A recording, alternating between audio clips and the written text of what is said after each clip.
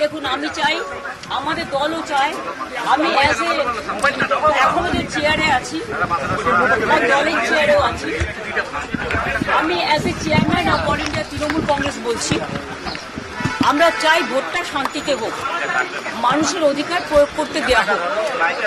কিন্তু বিশেষ করে কতগুলো অবজারভার নিয়ে আসা হয়েছে বিভিন্ন জায়গা থেকে, এবং অনেক পুলিশ অফিসার নিয়ে আসা হয়েছে যারা বাংলাকে বোঝে না। যেমন গতকাল রাত্রে যে অত্যাচার করেছে সারা বাংলা জুড়ে, আমি কিন্তু সারা রাত জেগেছিলাম, এবং অবজারভাররা থানায় গিয়ে প্রেশার ক্রিয়েট করছে শুধু আমাদের পার্টিকে টার্গেট করে, যে সব তৃণমূল কংগ্রেসের এজেন্টকে গ্রেপ্তার করো। ব্লক প্রেসিডেন্ট, আমার ইউথের ব্লক প্রেসিডেন্টকে সকালেও অ্যারেস্ট করেছিল, আমাকে একজন চেতলায় যেতে হয়েছিল, থানায় আমি যাইনি, ববেই গিয়ে ছাড়িনি। এইভাবে বাবাই এটা বাড়িতে কালকে রাত্রিবেলা, বাবাই এটা 17 নম্বর ওয়ার্ডের কাউন্সিলর, এত পপুলার ছেলে এই এলাকায়, তার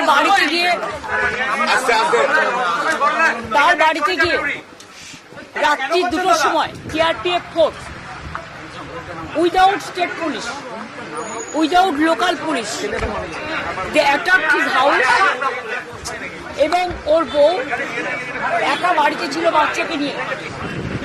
ওর বউ যখন বলেছে বাবাই বাড়িতে নেই, সত্যিই ছিল না, পার্টির কাজে অন্য জায়গায় ছিল, তখন ওদের বাড়িতে লাঠি চাঠি মেরে ওর ফোন কেড়ে নিয়ে বলেছে যেন বাবাই যেন কোনো কাজ না করে।